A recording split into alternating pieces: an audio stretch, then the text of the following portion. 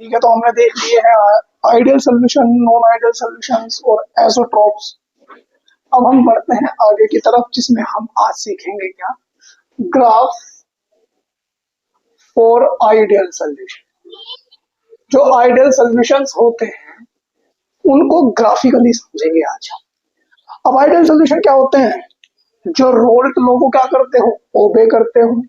जो रोल्ट लोगों क्या करते हो, ओबे करते हो। मान लो कोई solution, let us consider a solution is made up,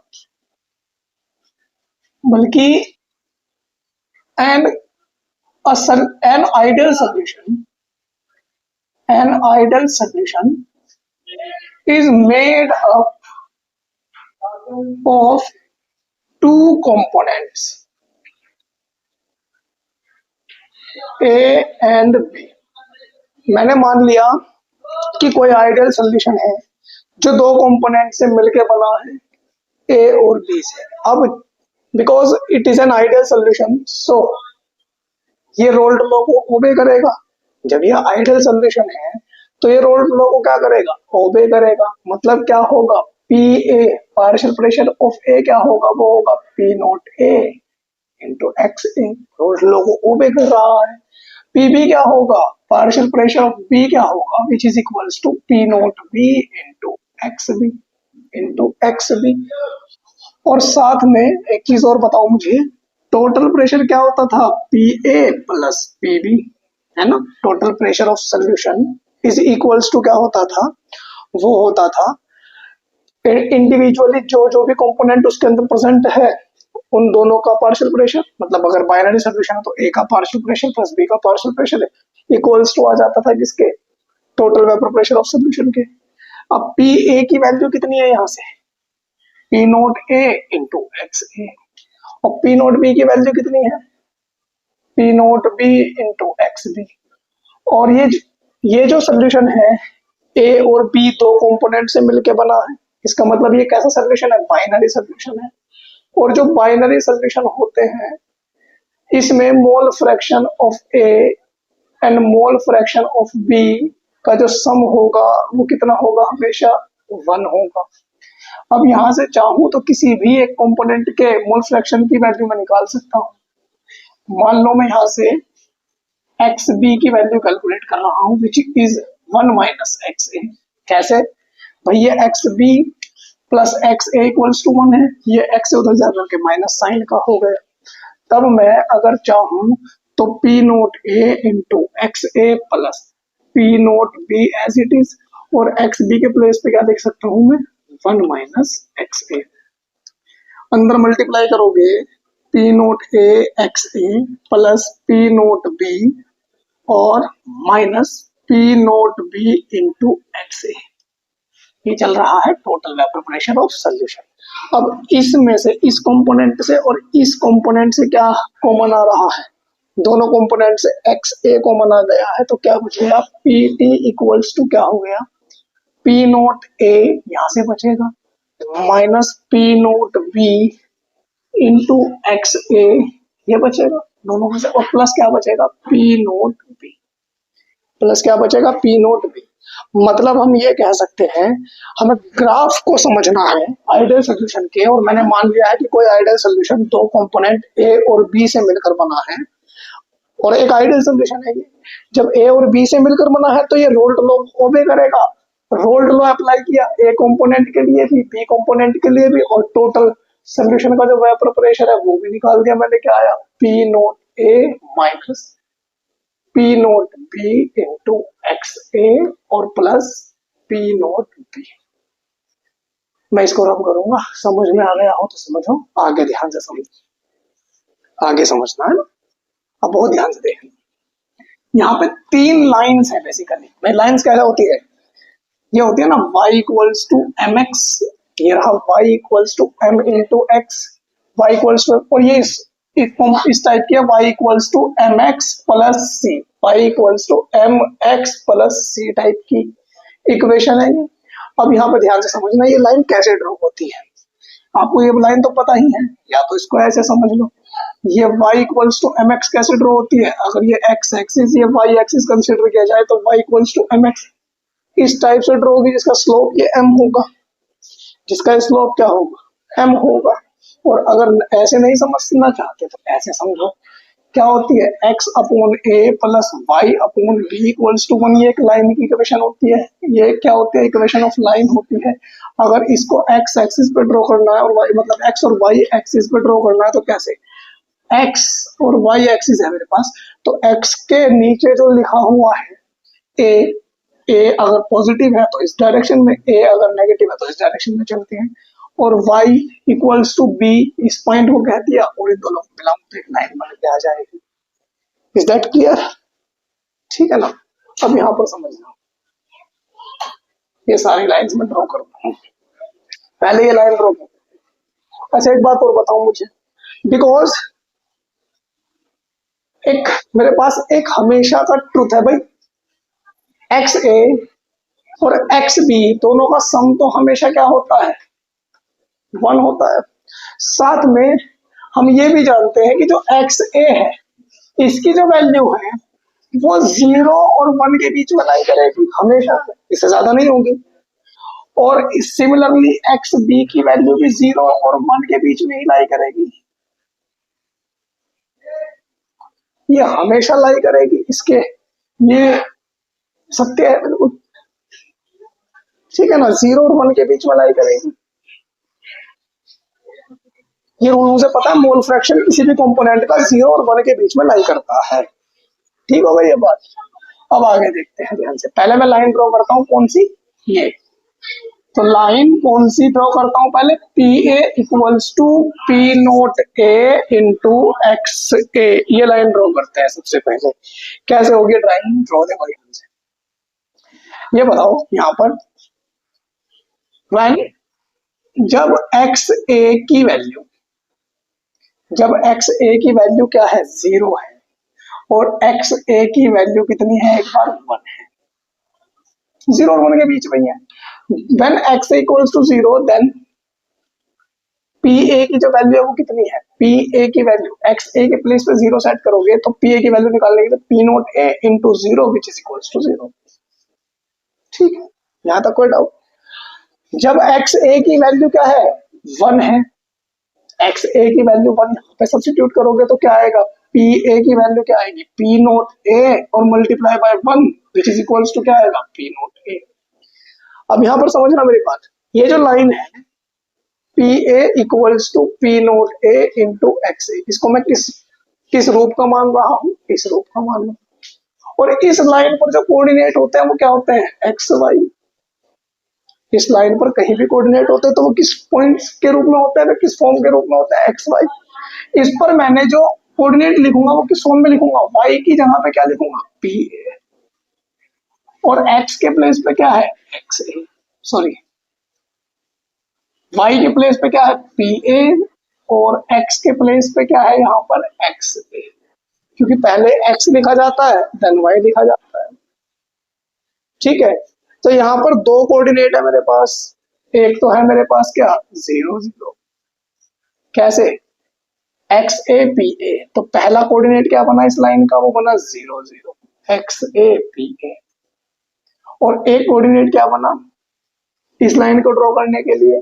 वो बना एक्स ए पी ए, मतलब एक्स ए कितना है? 1, और पी ए की वैल्यू कितनी है? P note A. अब देखो ध्यान से, इस लाइन को कैसे ड्रॉ करोगे? मान लो ये एक्स एक्सिस और ये Y axis. X axis means यहाँ क्या है? Mole fractions. ठीक है ना? और ये वाई एक्सिस मतलब ये किसको डिनोट करेगा? ये पी ए, मतलब ये तो मोल फ्रैक्शन है। ध्यान से समझना, मोल फ्रैक्शन ऐसे बढ़ रहा है, मोल फ्रैक्शन। और यहाँ क्या हो रहा है? Vapour pressure of A component ऐसे जा रहा है। अब जो एक्स ए की वैल्यू है वो कहां से कहां तक वेरी करती है? 0 to 1। एक्स ए की जो वैल्यू है वो 0 to 1 वेरी करती है। तो मान लो इस पॉइंट पे तो एक्स ए की वैल्यू 0 रहेगी, आगे किसी पॉइंट पे चल के, इस पॉइंट पे चल के एक्स ए की वैल्यू मान लो 1 हो गई, 2 3 हो ही नहीं सकती। एक्स ए की वैल्यू है 0 और 1 के बीच में। अब यहाँ पे पॉइंट समझो, पहला पॉइंट है क्या 0 0, तो ये जो पॉइंट है ये क्या है 0 0 पॉइंट है। और दूसरा पॉइंट क्या है 1 P नोट है, मतलब जब एक्स ए की वैल्यू 1 है तो पी ए की वैल्यू कहीं यहाँ पर पी नोट ए है, मतलब ये कोऑर्डिनेट किसके हैं 1 P नोट ए के हैं। और इन दोनों पॉइंट को अगर मैं आपस में मिलाऊंगा तो एक लाइन बनेगी मेरे पास किस फॉर्म की, इस फॉर्म की। ठीक हो गई, ये क्या बनी मेरे पास एक लाइन बन के आ गई। कोई दिक्कत यहां तक नहीं है। अब मैं सबसे पहले ये दूसरी लाइन ड्रॉ करता हूं, देखो ध्यान से, ये दूसरी लाइन ड्रॉ करता हूं। कौन सी, एक लाइन तो ड्रॉ हो गई, अब मैं दूसरी लाइन ड्रॉ करता हूं, फिर तीसरी लाइन भी ड्रॉ करूंगा। पहले से समझो बहुत ध्यान से, और एनसीईआरटी जो बुक में ग्राफ दिया गया है उसको भी समझे वो कैसे दिया गया है। अब ये बताओ ध्यान से, इसको देख करके ये और ये जो लाइन है वो एक दूसरे के बिल्कुल सिमेट्री दिख रही है, एक दूसरे के जैसी दिख रही है, एक दूसरे के जैसी दिख रही है। तो इसको देख करके, इसके ग्राफ को देख करके इसका ग्राफ भी बनाया जा सकता है। कैसा होगा इसका ग्राफ, कैसा होगा, यहाँ पर एक्स बी इक्वल्स टू 0 होगा और यहाँ पर एक्स बी इक्वल्स टू 1 होगा। मोल फ्रैक्शन ऐसे बढ़ रहे होंगे, मोल फ्रैक्शन ऐसे बढ़ रहे होंगे, 0 to 1, 1 से बड़ा होगा ही नहीं मोल फ्रैक्शन, 0 to 1 के बीच में लाई हो रहा। और यहां पर भी ये लाइन ऐसे ड्रॉ हो रही होगी, ये पॉइंट क्या रहा होगा 1 और पी नोट भी ऐसे रहा होगा। ये वेपर प्रेशर ए का था तो इधर क्या जाएगा, वेपर प्रेशर किसका जाएगा, बी का। और ये मोल फ्रैक्शन किसके थे, ए के थे, ऐसे बढ़ रहे थे। ये मोल फ्रैक्शन किसके बढ़ रहे हैं, ऐसे बी बढ़ रहे हैं। कोई दिक्कत, ये लाइन का इसका ग्राफ ड्रॉ हो गया। अच्छा ये बताओ, एनसीईआरटी के ग्राफ को समझने के लिए मैं क्या कर रहा हूँ, इस ग्राफ को इसके एक तरह से समझ लो, इसकी मिरर इमेज मैं देखना चाहता हूँ कैसी होगी, मतलब इसको उल्टा उल्टा कर रहा हूँ तो कैसा होगा ये ग्राफ। ये ग्राफ कुछ इस फॉर्म में मुझे नजर आएगा। कैसा नजर आएगा कि x, जब मैं इसको उल्टा कर रहा हूँ तो ये वाला फॉर्म इधर आ गया, मतलब एक्स बी इक्वल्स टू 1 हो गया, और इधर हो गया एक्स बी इक्वल्स टू 0। बहुत ध्यान से समझिए, ये लाइन ऐसे थी, ये लाइन ऐसे चली जाएगी, यहाँ पर ये पॉइंट क्या बन जाएगा 1 और पी नोट बी बन जाएगा। ये वेपर प्रेशर एक्स बी जहां 0 है उस साइड में वेपर प्रेशर बी का बढ़ रहा था, तो यानी कि वेपर प्रेशर बी का इस साइड में बढ़ेगा। और 0 से 1 की तरफ मोल फ्रैक्शन एक्स बी के बढ़ रहे थे, तो मोल फ्रैक्शन एक्स बी के इस तरह से बढ़ेंगे।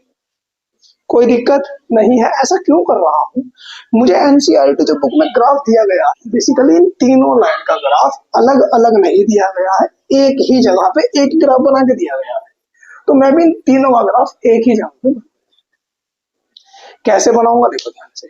मैं क्या कर रहा हूँ, इस लाइन को उठा रहा हूँ, इस ग्राफ को, सॉरी इस पूरे ग्राफ को उठा रहा हूँ और इस पर रख देता, इस ग्राफ को उठाया और इस पर रख रहा हूँ, तो क्या होगा, ये वाली लाइन इस लाइन पर आ गई और ये वाली लाइन इस लाइन पर आ गई। यहाँ पर एक्स बी की वैल्यू कितनी हो गई 0, और यहाँ पर एक्स बी की वैल्यू कितनी हो गई 1। वो ध्यान से समझना। अब एक चीज समझेंगे, ये लाइन, अब मुझे ये तो पॉइंट 0 0 किसके लिए है, एक्स बी के लिए, ये पॉइंट 0 0 है। ये वेपर प्रेशर बी का ऐसे बढ़ रहा है, vapour pressure of B component का ऐसे बढ़ रहा है इस साइड में, जहां एक्स बी की वैल्यू 0 है वहीं पे बढ़ रहा है।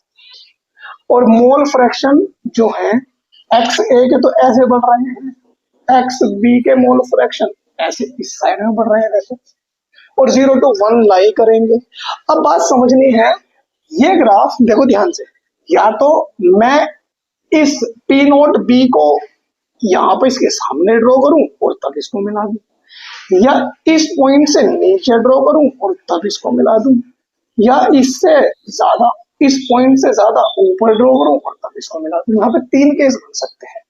पहले ये समझ में आया इन दो तीनों का, देखो इन इस ग्राफ का, इस ग्राफ में और इस ग्राफ में बेस तो सेम हो गया, ये वाली लाइन जो है वो इस साइड में ये रही, ये वाली लाइन इस साइड में ये रही। मुझे इस पॉइंट को समझना है, ये पॉइंट मैं इस पॉइंट के जस्ट सामने लूं, इससे ऊपर लूं या इससे नीचे लूं। अब ये बताओ ध्यान से, अगर मान लो बी जो है, अगर मान लो बी जो है वो ज्यादा वोलेटाइल है ए से, अगर ये क्या है मोर वोलेटाइल है, अगर ये क्या है मोर वोलेटाइल है, ज्यादा वोलेटाइल है, तो इसका वेपर प्रेशर ज्यादा आएगा, मतलब उस केस में पी नोट बी क्या होगा, ज्यादा रहेगा पी नोट ए से। और अगर ए ज्यादा वोलेटाइल है, अगर ए या बी लेस वोलेटाइल कह लो, अगर ये क्या है लेस वोलेटाइल है, तो उस केस में जो पी नोट बी आएगा वो कम आएगा पी नोट ए से। और अगर दोनों सेम वोलेटाइल है, मतलब दोनों की वोलेटिलिटी क्या है, सेम है, तो उस केस में क्या होगा, पी नोट ए इक्वल्स आएगा पी नोट बी के। मतलब यहाँ पर तीन केस बन सकते हैं। अगर मैं इस पॉइंट के सामने, ये तो पी नोट ए है बेसिकली, पी नोट ए ही तो है ना ये पॉइंट, अगर मैं पी नोट पे बिल्कुल इसके सामने बना रहा हूं, इसका मतलब क्या है कि ए और बी दोनों क्या है, सेम वोलेटाइल है, मतलब जितना वोलेटाइल ए है उतना ही वोलेटाइल क्या है बी है।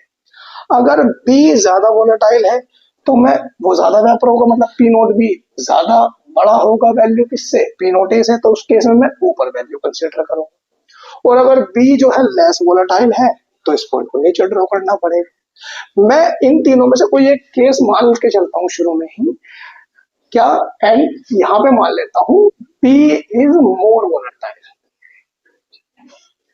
ऐसा मान लिया। आप चाहे तो कोई से भी मान सकते हो। जब ज्यादा वोलेटाइल है, बी ज्यादा वोलेटाइल है, तो पी नोट बी वाला पॉइंट ऊपर पड़ा, तो ये पॉइंट क्या हो गया, one P note B, one और पी नोट बी हुआ। ये जो लाइन थी, ये लाइन, ये पहले तो ऐसे इसे ऐसे मिला दो, बहुत ध्यान से समझना। ये जो लाइन थी ये वाली, ये कौन सी लाइन थी, ये वाली लाइन, ये थी, कौन सी थी, ये P A equals to P note A into x A. ये जो लाइन है ये वाली, ये कौन सी लाइन है, ये है कौन सी, P B equals to P note B into x B. अब मैं तीसरी लाइन और ड्रॉ करना चाहता हूँ, बहुत ध्यान से समझना, क्या है ये, P T equals to P note A minus P note B into x A plus P note B. अब चूंकि मैंने इसमें एक्स ए की वैल्यू को लिया है, एक्स बी रिमूव किया हुआ है, तो एक्स ए के जरिए से ही मैं इसका ग्राफ ड्रॉ कर दूंगा। एक्स ए की जो मेरे पास वैल्यूज है कितनी है मेरे पास, 0 to 1 है, मतलब एक बार अगर एक्स ए को मैं 0 कंसिडर करता हूँ, एक बार एक्स ए को मैं 1 कंसिडर करता हूँ, ठीक है ना। तो यहाँ पर कोऑर्डिनेट्स का क्या बनेंगे, देखो ध्यान से, जब एक्स ए की वैल्यू 0 होगी तो ये 0 हुआ, तो उस केस में ये कंप्लीट 0 हुआ, तो टोटल वेपर प्रेशर जो सोल्यूशन का बन के आया वो क्या बन के आया, पी नोट बी। ठीक है, ये बात ध्यान से समझना। और जब एक्स ए की वैल्यू 1 है, जब एक्स ए की वैल्यू क्या है 1 है, तो उस केस में जो पी टी होगा वो क्या होगा, P note A minus P note B, और इन दोनों में मल्टीप्लाई जब 1 की करोगे तो ये एज इट इज आ जाएंगे, और प्लस क्या बचेगा, पी नोट बी, इससे ये कैंसिल आउट हो गया, तो पी टी क्या बच गया मेरे पास, पी नोट ए। अब देखो ध्यान से, ये जो है ये पी नोट ए है, ये पॉइंट कौन सा है, पी नोट ए है, और ये पॉइंट कौन सा है, पी नोट बी है। देखो यहाँ पर एक्स ए की वैल्यू 0 है और यहाँ पर एक्स ए की वैल्यू क्या है, 1 है। जहां पर एक्स ए की वैल्यू 0 है वहां पर पीटी जो पॉइंट बनेगा वो पी नोट बी पर बनेगा, ठीक है ना। तो एक्स ए की वैल्यू 0 है, तो पीटी यहाँ पर एक पॉइंट, तो इसको ये जो कोऑर्डिनेट निकल के आया, ये क्या निकल के आया, बेसिकली 0 और पी नोट बी, ये निकल के आया, और 0 पी नोट बी यही पे निकल के आएगा एक्स ए के लिए, ये 1 पी नोट बी किसके लिए है, एक्स बी के लिए, समझ पा रहे हो ना। और यहाँ पर ये वाला कोऑर्डिनेट क्या निकल के आया, 1, और 1 पर क्या वैल्यू है, पी नोट ए है इस लाइन के लिए, तो 1 एक्स ए के लिए यहाँ पर है, उस पर वैल्यू कितनी है, पी नोट ए, तो पी नोट बी ये रहा, पी नोट ए ये रहा, इन दोनों को जब मैं मिलाऊंगा तो एक लाइन और होगी, ये लाइन कौन सी है, P T equals to P note A minus P note B into x A plus P note B. और ये तीनों ग्राफ को मैं अलग अलग भी ड्रॉ कर सकता था, तीनों लाइन के ग्राफ, लेकिन एनसीईआरटी में जो गिवन ग्राफ है वो इस तरह का है, वो ये ग्राफ दिया गया है आपको आइडियल सोल्यूशन।